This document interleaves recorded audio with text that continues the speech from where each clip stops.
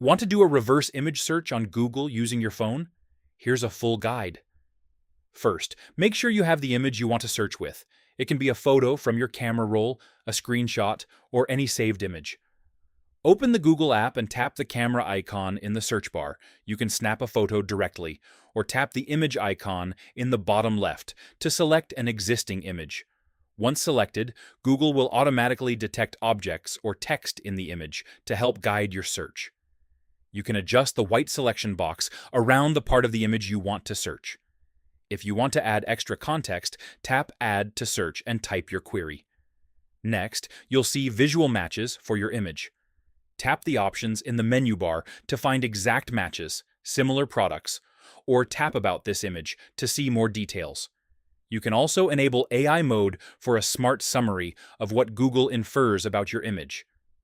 If you need more info, use the Ask Anything text box to refine your search. That's it. Now you know how to use Google Reverse Image Search on your mobile device.